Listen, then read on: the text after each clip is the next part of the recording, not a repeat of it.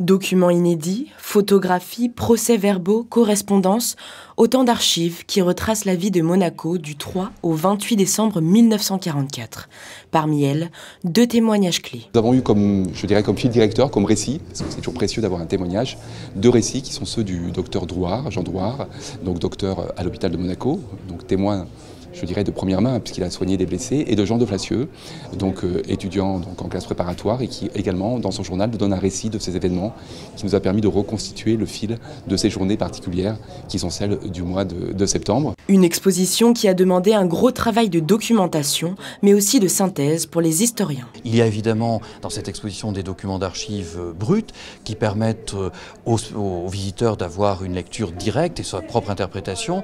On a essayé aussi parfois de le guider dans sa compréhension du Monaco de l'époque et notamment en cartographiant l'histoire. Évidemment, l'histoire est liée à la géographie et on comprend mieux ce qui s'est passé quand on voit les lieux.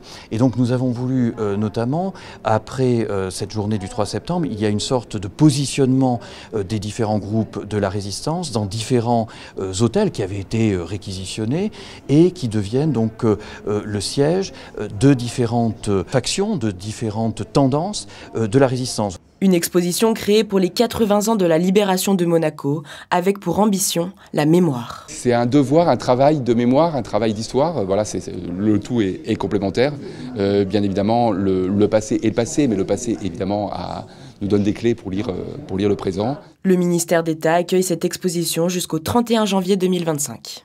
Notez-le, après ce journal, nous vous proposons de revivre dans son intégralité la célébration qui s'est déroulée mardi soir au cimetière de Monaco en présence du prince souverain.